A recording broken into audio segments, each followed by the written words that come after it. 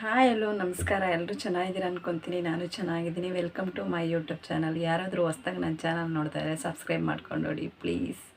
ಪಕ್ಕದಲ್ಲಿರೋ ಬೆಲ್ಲೈಕನ್ ಒತ್ತಿದ್ರೆ ನಾನು ಹಾಕೋ ವೀಡಿಯೋಸ್ ನಿಮಗೆ ನೋಟಿಫಿಕೇಷನ್ ಬರುತ್ತೆ. ಏನಿವತ್ತು ವಿಷಯ ಅಂತಂದರೆ, ಮನ್ಸನಿಗೆ ಕಷ್ಟಗಳು ಹೇಗೆ ಬರುತ್ತೆ, ಅದನ್ನು ಹೇಗೆ ಸಾಲ್ವ್ ಮಾಡ್ಕೋಬೇಕು, ಹೇಗೆಲ್ಲ ಆಗುತ್ತೆ ಸಮಸ್ಯೆಗಳು, ಹುಟ್ಟಿದ ಮೇಲೆ ಪ್ರತಿಯೊಂದೂ ಹೇಗೆ ನಾವು ನೋಡ್ಕೊಂಡು ಹೋಗ್ಬೇಕು ಅನ್ನೋದ್ರ ಬಗ್ಗೆ ನಾನು ಈ ವಿಷಯನ ನಿಮ್ಮ ಜೊತೆ ಶೇರ್ ಮಾಡ್ತಾಯಿದ್ದೀನಿ. ಈಗ ಒಂದು ಮನುಷ್ಯ ಹೇಳು ಬೀಳು ಅನ್ನೋದು ಇದ್ದೇ ಇರ್ತದೆ. ಒಂದು ಸಲ ಮೇಲೆ ಹೋಗ್ತಾರೆ, ಒಂದು ಸಲ ಕೆಳಗಡೆ ಬರ್ತಾರೆ. ಆ ಥರ ಪ್ರಾಬ್ಲಮ್ಗಳು ಬರ್ತಾ ಇರ್ತವೆ. ಫೇಸ್ ಮಾಡ್ತಾನೆ ಇರಬೇಕು. ಪ್ರತಿ ಸಲಿನೂ ಹಾಗೇ ಎಲ್ಲರ ಜೀವನದಲ್ಲೂ ಹಾಗೆ ಇದ್ದೇ ಇರ್ತದೆ. ಒಂದು ಸಲ ದೇವರು ಎಲ್ಲನೂ ಕೊಟ್ಬಿಡ್ತಾನೆ, ಒಂದು ಸಲ ಎಲ್ಲನೂ ಕಳ್ಕೊತೀವಿ. ಹಂಗೆ ಒಂದು ಸಲ ಕೊಟ್ಟು ನೋಡ್ತಾನೆ, ಒಂದು ಸಲ ಕಿತ್ಕೊಂಡು ನೋಡ್ತಾನೆ ಅಂತಾರಲ್ಲ ಭಗವಂತ. ಹಂಗೆ ಒಂದೊಂದು ಸಲ ಮನುಷ್ಯನಿಗೆ ಪರಿಸ್ಥಿತಿಗಳು ಹಾಗೆ ಬಂದ್ಬಿಡುತ್ತೆ. ಈಗ ಒಂದು ಹೊಸ ಜೀವನ ಅಂತ ಕಟ್ಕೊಂಡಿರ್ತಾರೆ. ತುಂಬ ಕಷ್ಟ ಇರುತ್ತೆ. ಕಷ್ಟ ಇವತ್ತಿನ ಜೀವನ ಅಂದರೆ ಕಷ್ಟನೇ ಜೀವನನ ಕಟ್ಕೊಳ್ಳೋದು. ಎಲ್ಲ ಕಟ್ಕೊಂಡು ಏನೋ ಮಾಡ್ಕೊಂಡು ಬದುಕ್ತಾ ಇರ್ತಾರೆ.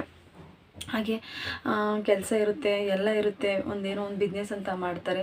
ಅದರಲ್ಲಿ ಬೇಗ ಬೆಳೆದು ಬಿಡ್ತಾರೆ. ಬೇಗ ಬೆಳೆದು ಸಖತ್ತಾಗಿ ದುಡ್ಡೆಲ್ಲ ಮಾಡ್ಕೊಂಬಿಟ್ಟು ಲೈಫಲ್ಲಿ ಬೇಗ ಸ್ಪೀಡಾಗಿ ಬಂದುಬಿಡ್ತಾರೆ. ಸ್ಪೀಡಾಗಿ ಅಂತಂದರೆ, ಈಗ ಒಂದು ಏನಾದರೂ ಮಾಡ್ಕೊಂಬಿಟ್ಟು ಒಂದು ಸೈಡ್ ತೊಗೊಳ್ಳೋದು, ಒಂದು ಮನೆ ಕಟ್ಕೊಳ್ಳೋದು, ಒಂದು ಬಿಸ್ನೆಸ್ ಮಾಡಿ ಈ ಥರ ಎಲ್ಲ ಮಾಡಿ ಒಂದು ಕಾರ್ ತೊಗೊಳ್ಳೋದು, ಇದು ಪ್ರತಿಯೊಂದು ಎಲ್ಲ ಮಾಡ್ಕೊಂಡು ಬಂದುಬಿಡ್ತಾರೆ. ಹಂಗೆಲ್ಲ ಮಾಡಿಬಿಡ್ತಾರೆ. ಒಂದು ಸಲ ಬಿಸ್ನೆಸ್ ಕ್ಲಿಕ್ ಆಯಿತು ಅಂದರೆ ಆ ಥರ ಮಾಡ್ಕೊಂಡು ಫುಲ್ ಮುಂದುವರೆದು ಬಿಡ್ತಾರೆ. ಹಂಗೆ ಚೆನ್ನಾಗೇ ಇರ್ತಾರೆ, ಚೆನ್ನಾಗೇ ನಡ್ಕೊಂಡು ಹೋಗ್ತಿರ್ತದೆ. ಆಮೇಲೆ ಜನರು ಕಣ್ಣು ಮೊದಲೇ ನೋಡಿದಿರಲ್ಲ, ಇವಾಗೆಲ್ಲ ಸ್ವಲ್ಪ ಕಣ್ಣುಗಳು ಬಿದ್ದರೆ ಮನುಷ್ಯರದು ತುಂಬ ಕಷ್ಟ ಆಗ್ಬಿಡ್ತದೆ. ಹೆಂಗೆ ಮಾಡ್ಕೊಬಿಟ್ಟೆ ಇವರು ಅನ್ನೋದು ಒಂದು ಕುತೂಹಲ ತಡೆಕೊಳಕ್ಕೆ ಆಗ್ತಿರಲ್ಲ ಬೇರೆಯವ್ರಿಗೆ. ಆ ಥರ ಬೆಳೆದು ಬಿಡ್ತಾರೆ. ಹಂಗೆ ಆ ಥರ ಮಾಡ್ಕೊಂಡು ಹೋಗ್ತಿರ್ತದೆ. ಒಂದೊಂದು ಸಲ ಸಿಚುವೇಶನ್ ಹೆಂಗೆ ಬಂದ್ಬಿಡುತ್ತೆ ಅಂದರೆ, ಮನುಷ್ಯನ ಯಾವ ಟೈಮಲ್ಲಿ ಏನು ಮಾಡುತ್ತೆ ಅಂತ ಗೊತ್ತಾಗಲ್ಲ. ಆ ಥರ ಆಗುತ್ತೆ. ಆಗ ಅವರೆಲ್ಲ ಇಟ್ಕೊಂಡು ಚೆನ್ನಾಗಿರ್ತಾರೆ.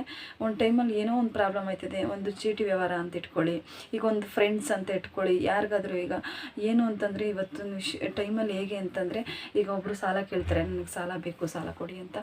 ಏನೋ ಒಂದು ಫ್ರೆಂಡ್ಶಿಪ್ಪಲ್ಲಿ ಕೊಡೋಣ ಬಿಡಿ, ಮಾಡೋಣ ಬಿಡಿ ಅಂತ ಹೇಳ್ಬಿಟ್ಟು ಅವ್ರಿಗೆ ಸಾಲ ಅಂತ ಕೊಡ್ತಾರೆ. ಈಗ ಒಂದು 2 ಲಕ್ಷ ಸಾಲ ಬೇಕು ಕೊಡು ಅಂತ ಹೇಳ್ತಾರೆ. ಹಿಂಗೆ ಏನು ಮಾಡ್ತಾರೆ, ಚೆನ್ನಾಗಿರ್ತಾರಲ್ಲ, ಅವ್ನು ಚೆನ್ನಾಗಿ ದುಡಿತಾ ಇದ್ದೀನಿ ಬಿಡು, ಅವನು ಒಂದೇನೋ ಒಂದು ಹೆಲ್ಪ್ ಆಗಲಿ ಅಂತ ಹೇಳ್ಬಿಟ್ಟು ಹಿಂಗೆ ಮನ್ಸ್ರ ಮೇಲೆ ಸಾಲ ಕೊಟ್ಬಿಡ್ತಾರೆ. ಇವಾಗ ಅವರು ಚೆನ್ನಾಗಿ ಚೆನ್ನಾಗಿ ಮಾಡ್ಕೊಂಡಿರ್ತಾರೆ. ಅವಾಗ ಏನು ಮಾಡ್ತಾರೆ, ಹೋಗ್ಲಿ ಬಿಡು ಬದುಕಲಿ, ಅವನು ಒಂದೇನೋ ಮಾಡ್ಕೊಳ್ಳಿ ಅಂತ ಏನು ಮಾಡ್ತಾರೆ, ಸಾಲ ಕೊಡ್ತಾರೆ. ಈಗ ಅವ್ನಿಗೆ 1 ಲಕ್ಷ, ಅವ್ನಿಗೆ 2 ಲಕ್ಷ, ಹಿಂಗೆ ಸ್ವಲ್ಪ ಸಾಲ ಕೊಡ್ಕೊಂಬರ್ತಾರೆ. ಅವಾಗ ಏನಾಯ್ತದೆ, ಹಿಂಗೆ ಕೊಡ್ತಾರೆ. ಅವರೆಲ್ಲ ಏನೋ ಅನುಕೂಲ ಮಾಡ್ಕೊಂಬಿಡ್ತಾರೆ ಆ ಟೈಮ್ಗೆ. ಆವಾಗ ಇವ್ನಿಗೆ ಏನಾದ್ರು ಪ್ರಾಬ್ಲಮ್ ಇದ್ದಾಗ ಕೇಳೋಕ್ಕೆ ಹೋದರೆ ಅವರು ದುಡ್ಡು ಕೊಡೋಲ್ಲ, ಹಣ ಬರಲ್ಲ. ಇವಾಗ ಹೆಂಗೆ ಅಂತಂದರೆ, ಕೊಟ್ಟೋನು ಕೊಡಂಗೆ ಇಸ್ಕೊಳೋ ನೀರು ಭದ್ರನ ಪರಿಸ್ಥಿತಿ ಬಂದುಬಿಟ್ಟಿದೆ. ಇವಾಗ ಸಾಲ ಕೊಟ್ಟರೆ ನಾವೇ ಅವ್ರ ಮನೆ ಬಾಗಿಲಿಗೆ ಹೋಗಿ ನಿಂತ್ಕೊಬೇಕು, ಕೊಡು ಅಂತ. ಅವ್ರು ಇಸ್ಕೊಂಡವ್ರೆ ಅವ್ರ ಸಮಯಕ್ಕೆ ಫಸ್ಟ್ ಅವರು ಕೊಟ್ಬಿಡ್ಬೇಕು ನಾವು ಅನ್ನೋದು ಇವತ್ತು ಬರ್ತಿಲ್ಲ. ಸಹಾಯ ಮಾಡ್ಕೊಳ್ಳೋನಾಗ ಮಾತ್ರ ನಾವು ಬೇಕು, ಇಲ್ಲ ಅಂದರೆ ಬೇಡ ಅನ್ನೋ ಥರ ಪರಿಸ್ಥಿತಿ ಇವಾಗ ಆಗಿರೋದು. ಹಂಗಾಗಿ ಏನು ಮಾಡ್ತಾರೆ, ಹೆಂಗೆ ಬೇರೆಯವ್ರಿಗೆ ಎಲ್ಲ ಕೊಟ್ಕೊಂಡ್ಬಿಡ್ತಾರೆ. ಅವಾಗ ಏನಾಯ್ತದೆ, ಇವ್ರ ಟೈಮ್ಗೆ ಇವ್ರಿಗೆ ಅಮೌಂಟ್ ಸಿಗೋಲ್ಲ. ಆವಾಗ ಫುಲ್ ಲಾಸ್ ಮಾಡ್ಕೊಂಬಿಡ್ತಾರೆ. ಫುಲ್ಲು ಬಿಸ್ನೆಸ್ ಎಲ್ಲ ಲಾಸ್ ಆಗಿಬಿಡ್ತದೆ. ಆವಾಗ ಅವರೆಲ್ಲ ಸಾಲ ಕೊಟ್ಟರು ಅವಾಗ ಯೋಚನೆ ಮಾಡ್ತಾರೆ, ನಾನು ಚೆನ್ನಾಗಿದೆ ಅಂತ ಕೊಟ್ಟೆ, ನನಗೆ ಟೈಮಲ್ಲಿ ಕೈ ಕೊಟ್ಬಿಟ್ರಲ್ಲ, ಹಿಂಗಾದರೆ ಹೆಂಗೆ ಬದುಕೋದು, ಜೀವನಕ್ಕೆ ತುಂಬ ಕಷ್ಟ ಅಲ್ವಾ ಅಂತೇಳಿ ಈ ಥರ ಎಲ್ಲ ಯೋಚನೆ ಮಾಡ್ತಾಯಿರ್ತಾರೆ. ಅದಕ್ಕೆ ನಾನು ಹೇಳೋದು, ಯಾರೇ ಆಗಲಿ ನಿಮ್ಮ ಸಹಾಯಕ್ಕೆ ಅವರು ಸಹಾಯ ಮಾಡೋರೆ ಅಂತ ಅಂದಮೇಲೆ ಅವ್ರ ಟೈಮ್ಗೂ ನೀವು ಕೊಡಬೇಕು. ನೀವು ಇಸ್ಕೊಂಬಿಟ್ಟು ನಿಮ್ಮ ಹತ್ರ ಇರುತ್ತೋ ಇರಲ್ವೋ ಗೊತ್ತಿಲ್ಲ, ಅವ್ರಿಗೊಂದು ಮಾತುಗಳು ಕೊಡಬೇಕು. ಹಿಂಗೆ ಆಗೈತೆ ನನ್ನ ಸಮಸ್ಯೆ, ನಾನು ಕೊಡ್ತೀನಿ ನಿನಗೆ ಅಂತ ಒಂದು ಭರವಸೆ ಕೊಡಬೇಕು. ಇವಾಗ ಹೆಂಗೆ ಅಂತಂದರೆ, ಸಾಲ ಇಸ್ಕೊಳ್ಳೋ ಗಂಟ ಮಾತ್ರ ಚೆನ್ನಾಗಿರ್ತಾನೆ. ನಾನು ಸಾಲ ಇಸ್ಕೊಂಡ್ಮೇಲೆ ಒಂದು ಫೋನು ಇರ್ತಲ್ಲ, ಒಂದೇನೂ ಇಲ್ಲ, ಎತ್ತಾನೂ ಇಲ್ಲ. ಇವಾಗ ಹಂಗಾಗಿದೆ. ಫೋನ್ ಬರ್ತಾಯಿದೆ ಅಂದರೆ ಒಂದು ದುಡ್ಡು ಕೇಳೋಕ್ಕೆ ಫೋನ್ ಮಾಡ್ತಾವನೆ ಅಂತೇಳಿ ಫೋನೇ ರಿಸೀವ್ ಮಾಡಿ ಹೇಳಬೇಕು, ನನ್ನ ಟೈಮಿಂಗ್ ಆಗೈತೆ, ನಾನು ಕೊಡ್ತೀನಿ ಅಂತ ಒಂದು ಭರವಸೆ ಕೊಡಬೇಕು. ಆಗ ಅವರು ಕೊಡ್ತಾರೆ, ನಾವು ಒಂದು ನಿಮ್ಕೆಲ್ಲಾದರೂ ಬದುಕ್ತಿರ್ತಾರೆ. ಇವ್ರು ಹಿಂಗೆ ಫೋನ್ ಇತ್ತದೇನೆ ಈ ಥರ ಎಲ್ಲ ಆಟ ಆಡಿಸ್ತಾರೆ. ಅವ್ರಿಗೆ ಭಯ ಆಗ್ಬಿಡ್ತದೆ, ನಾನು ದುಡ್ಡು ಕೊಟ್ಟು ಸಿಗಾಕಬಿಟ್ನಲ್ಲ, ಏನಪ್ಪ ಹಿಂಗೆ ಮಾಡೋದು ಅಂತೇಳಿ. ಅವಾಗ ಏನಾಗುತ್ತೆ, ಈಗಲ್ಲ ಅವ್ರು ಪೂರ್ತಿ ಎಲ್ಲ ಹಿಂಗೆ ಇವ್ರ ಮೇಲೆ ಕೊಟ್ಟಿರ್ತಾರೆ, ಮನ್ಸ್ರ ಮೇಲೆ ಕೊಟ್ಟಿರ್ತಾರೆ. ಅವ್ರೇನಾಗುತ್ತೆ, ಫುಲ್ಲು ಲಾಸ್ ಮಾಡ್ಕೊಬಿಡ್ತಾರೆ. ಹಿಂಗೆ ಒಬ್ಬರಿಂದನೇ ಒಬ್ಬರು ಲಾಸ್ ಆಗೋಕ್ಕೆ ಕಾರಣ ಅಂತಂದರೆ, ಮನುಷ್ಯರಿಂದನೇ ಮನುಷ್ಯರು ಲಾಸ್ ಆಗೋಕ್ಕೆ ಸಾಧ್ಯ. ಹಿಂಗೆ ಒಬ್ಬರು ನಂಬಿ ಒಬ್ರು ಕೊಡ್ತಾರೆ, ಅದನ್ನು ನಂಬಿಕೆನ ಉಳಿಸ್ಕೊಡಲ್ಲ.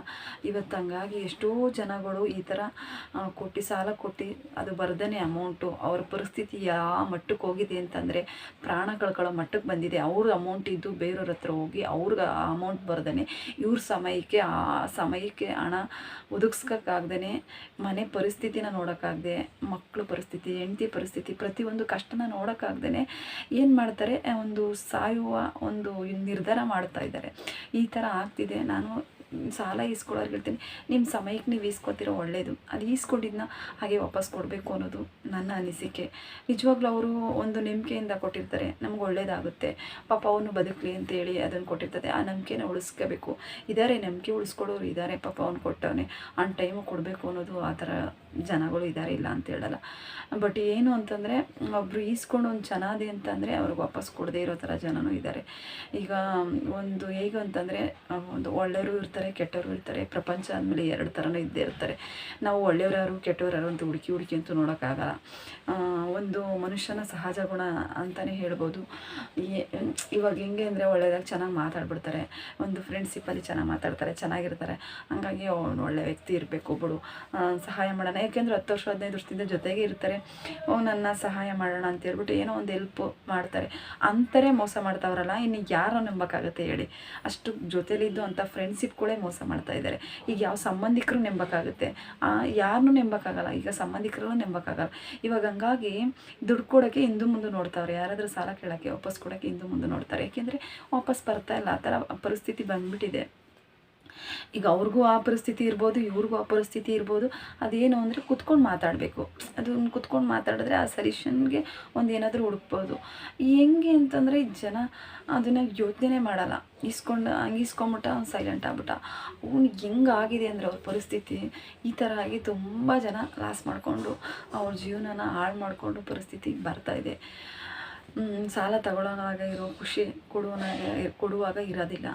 ಹಂಗಾಗಿ ಎಷ್ಟೋ ಜನ ಈ ಥರ ಬದುಕ್ತಿದ್ದಾರೆ. ತುಂಬ ಕಷ್ಟ ಆಗುತ್ತೆ. ಇವತ್ತು ಫೇಸ್ ಮಾಡೋದು ತುಂಬ ಕಷ್ಟ. ನಮ್ಮ ದುಡ್ಡು ಕೊಟ್ಬಿಟ್ಟು ನಾವೇ ಉಸಿರು ಮಾಡೋದು ಹೆಂಗಪ್ಪ ಅನ್ನೋ ಪರಿಸ್ಥಿತಿ ಬಂದ್ಬಿಟ್ಟಿದೆ ನಿಜವಾಗ್ಲೂ. ಹಂಗಾಗಿ ಇದನ್ನು ಜನಗಳು ಅರ್ಥ ಮಾಡ್ಕೋಬೇಕು. ಯಾರೇ ಆದರೂ ಅಷ್ಟೇ, ಅವನ ಹತ್ರ ನಾನು ಈಸ್ಕೊಂಡಿದ್ದೀನಿ, ನನ್ನ ಸಮಯಕ್ಕೆ ಅವ್ನು ಕೊಟ್ಟವನೇ, ನಾನು ಅವ್ರಿಗೆ ವಾಪಸ್ ಕೊಡಬೇಕು ಅನ್ನೋ ಒಂದು ಮೈಂಡಲ್ಲಿ ಫಿಕ್ಸ್ ಮಾಡ್ಕೊಬಿಟ್ರೆ ಖಂಡಿತವಾಗ್ಲೂ ಕೊಡ್ಬೋದು, ಕೊಡದೆ ಏನಿಲ್ಲ. ಈಗ ಸಾಲ ಮಾಡಿದ್ಮೇಲೆ ಅದು ತೀರ್ಸೋ ಕೆಪಾಸಿಟಿ ಇರಬೇಕು, ಸಾಲ ಮಾಡಬೇಕು. ನಿನ್ನ ಕೈಲಿ ಆಗಲ್ಲ ಅಂದರೆ ಮಾಡೋಕ್ಕೆ ಹೋಗ್ಬಾರ್ದು. ಏನು ಅಂತಂದರೆ ನಮ್ಮ ಹತ್ರ ಎಷ್ಟಿರುತ್ತೆ ಅಷ್ಟನ್ನು ನಾವು ಬ್ಯಾಲೆನ್ಸ್ ಮಾಡ್ಕೊಂಡು ಹೋಗಬೇಕು. ಇಲ್ದಿರೋದನ್ನ ಆಸೆ ಪಟ್ಟರೆ ಅಲ್ಲಿ ಜೀವನ ಸರಿ ಹೋಗಲ್ಲ. ನಿನ್ನ ಕೈಲಿ ತೀರ್ಸೋ ಕೆಪಾಸಿಟಿ ಇದೆಯಾ, ಅದನ್ನು ಸಾಲ ಮಾಡು, ನೀನು ತೀರಿಸು, ಅದು ಓಕೆ. ನಿನ್ನ ಹತ್ರ ಹೆಂಗೆ ಅಂತಂದರೆ ನಿನಗೆ ಬೇಕಿರೋದಕ್ಕಿಂತ ಹೆಚ್ಚಾಗಿ ನೀನು ಸಾಲ ಮಾಡಿದ್ರೆ ಆ ಸಾಲ ತೀರ್ಸೋಕ್ಕಾಗುತ್ತಾ? ಆಗಲ್ಲ. ಅವಾಗ ಏನಾಗುತ್ತೆ ಅಂದರೆ ನಿನ್ನ ಪರಿಸ್ಥಿತಿ, ಕೊಟ್ಟೊಂದು ಪರಿಸ್ಥಿತಿನೂ ಕಷ್ಟ ಆಗುತ್ತೆ, ಇಸ್ಕೊಂಡೊಂದು ಪರಿಸ್ಥಿತಿನೂ ಕಷ್ಟ ಆಗುತ್ತೆ. ಅವಾಗ ಏನಾಗ್ತಾರೆ, ಹೆಂಡತಿ ಮಕ್ಕಳು ಬೀದಿಗೆ ಬರ್ತಾರೆ. ಹಿಂಗೆ ಆಗ್ತಿದೆ ಇದು.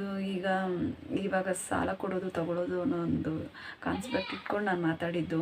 ಇದರಿಂದ ತುಂಬ ಫ್ಯಾಮಿಲಿಗಳು ಸಫರ್ ಮಾಡ್ತಾಯಿದ್ದಾರೆ, ತುಂಬ ಸಫರ್ ಮಾಡ್ತಾರೆ ಅಂತಲೇ ಹೇಳೋಕ್ಕೆ ಇಷ್ಟಪಡ್ಬೋದು. ಹಾಗಾಗಿ ನಮ್ಮದು ಹಂಗೆ ಆಗಿತ್ತು. ನಾವು ಹಂಗೇ ಒಂದು ಟೈಮಲ್ಲಿ ಚೆನ್ನಾಗಿದ್ದಾಗ ಹಿಂಗೆ ಒಂದು ನಂಬಿಕೆ ಮೇಲೆ ನಾವು ಒಬ್ರಿಗೆ 5 ಲಕ್ಷ ಕೊಟ್ವಿ, ಕೊಡ್ತಾರೆ ಅನ್ನೋ ಒಂದು ನಂಬಿಕೆ ಮೇಲೆ ಕೊಟ್ವಿ. ಅವ್ರು ಏನು ಮಾಡಿದ್ರು ನಮಗೆ ಅಂತಂದರೆ ನೈಟೇ ಅವರು ಬೇಕ್ರಿ ಮಾಡ್ಕೊಂಡಿದ್ರು. ನಮಗೊಂದು 10 ವರ್ಷದಿಂದ ಪರಿಚಯ ಇದ್ದರು. ಹಿಂಗಿದಾರಲ್ಲ ಅಂತೇಳ್ಬಿಟ್ಟು ಒಂದು ನಂಬಿಕೆ ಮೇಲೆ ಅವ್ರಿಗೆ ಕೊಟ್ಟಿದ್ದರು. ಕೊಡ್ತಾರೆ ಬಿಡು ಅಂತೇಳಿ ಅವರು ಚೀಟಿ ವ್ಯವಹಾರ ಎಲ್ಲ ಮಾಡ್ತಾಯಿದ್ರು.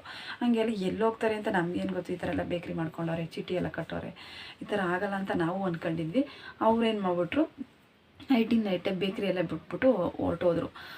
ಬೆಂಗಳೂರೇ ಖಾಲಿ ಮಾಡ್ಕೊಂಡು ಹೋದ್ರು. ಆವಾಗ ನಮಗೆ ಎಷ್ಟು ಭಯ ಆಗ್ತು ಅಂದರೆ, ನಮ್ಗೆ 5 ಲಕ್ಷ ದುಡ್ಡು, ಇವತ್ತು 5 ಲಕ್ಷ ಸಂಪಾದನೆ ಮಾಡೋದು ಎಷ್ಟು ಕಷ್ಟ ಅನ್ನೋದು ನಿಜವಾಗ್ಲೂ ನಮಗೆ ಗೊತ್ತಿರುತ್ತೆ.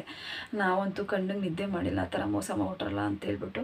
ಆಮೇಲೆ ನಾವು ಕಂಪ್ಲೇಂಟ್ ಕೊಟ್ವಿ. ಕಂಪ್ಲೇಂಟ್ ಕೊಟ್ಟರು ಪೊಲೀಸವ್ರಿಗೆ ಸ್ವಲ್ಪ ಅಮೌಂಟ್ ಕೊಟ್ಟರೆ ಅವರು ನಮ್ಮ ಕಡೆ ಸ್ವಲ್ಪ ನೋಡೋದಿಲ್ಲ, ಅಂದರೆ ಅವ್ರು ತಿರುಗು ನೋಡೋಲ್ಲ.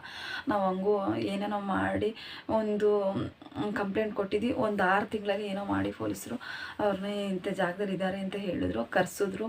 ಆಮೇಲೆ ಕರೆಸಿ ಮಾತಾಡಿದ್ರು. ಅವನ ಹತ್ರ ಏನೂ ಇಲ್ಲ, ಎಲ್ಲ ಕಳ್ಕೊಂಡು ಬೀದಿಲಿ ಕೂತಿದ್ದ. ಅವನ ಹತ್ರ ನಾವು ಹೆಂಗೆ ದುಡ್ಡು ವಸೂಲಿ ಮಾಡೋದು? ಸರಿ ಹಂಗೆ ಹಿಂಗೆ ಅಂತ ಮಾತೆಲ್ಲ ಕೂರಿಸಿ ಕೊಡ್ತೀನಿ ಅಂತೇಳಿ ಒಪ್ಕೊಂಡು, ಸರಿ ಇಸ್ಕೊಳ್ಳಿ ಅಂತೇಳ್ಬಿಟ್ಟು ಪೊಲೀಸ್ ಏನೋ ಕಾಂಪ್ರಮೈಸ್ ಮಾಡಿಬಿಟ್ಟು ಕಳಿಸಿದ್ರು. ಆಮೇಲೆ ನಾವೇನು ಮಾಡಿದ್ವಿ, ಅವ್ರ ಊರು ಅಡ್ರೆಸ್ ಎಲ್ಲ ತಿಳ್ಕೊಂಡು ಅವ್ರ ಊರಿಗೆ ಹೋದ್ವಿ. ಅವ್ರ ಊರಿಗೆ ಹೋದರೆ ಅವರು ಕೈಗೆ ಸಿಕ್ಕಲಿಲ್ಲ.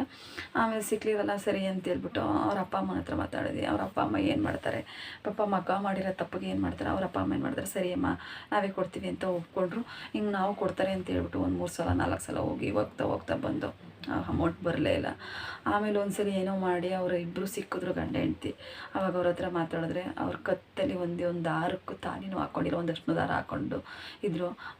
ಹಿಂಗೆ ಆಗೈತೆ ನಮ್ಮ ಪರಿಸ್ಥಿತಿ ಅಂತ. ಆವಾಗ ನಾವು ಆ ಕಷ್ಟದಲ್ಲಿದ್ದೀವಿ, ಈಗ ಅವ್ರಿಗೆ ಏನು ಹೇಳಬೇಕು ಏನು ಮಾಡಬೇಕು ಅಂತ ಗೊತ್ತಾಗ್ತಾಯಿಲ್ಲ. ಸರಿ ಹೋಗಲಿ, ನಿಮ್ಮ ಪ್ರಾಬ್ಲಮ್ ನೀವು ಹಿಂಗೆ ಆಗಿದೆ, ಏನೂ ಮಾಡೋಕ್ಕಾಗಲ್ಲ. ನಾವು 5 ಲಕ್ಷ ದುಡ್ಡು ಕೊಟ್ಟರೆ ನಾವು ಹೆಂಗಿರಬೇಕು, ನೀವು ಈ ಥರ ಮಾಡಿಬಿಟ್ರೆ ಸರಿ. ನೀವು ಏನಕ್ಕೆ ಬಿಟ್ಟು ಬಂದ್ರಿ, ಬೇಕ್ರಿ ಮಾರ್ಬೋದಿತ್ತು, ನಿಮ್ದು ಏನಾಯ್ತು ಅದೆಲ್ಲ ಸರಿ ಮಾಡಿಕೊಂಡು ಸಾಲ ಎಲ್ಲ ತೀರಿಸ್ಬೋದಿತ್ತು. ಈ ಥರ ಎದುರ್ಕೊಂಡು ಬಂದಿದ್ದು ನಿಮ್ಮದು ತಪ್ಪು.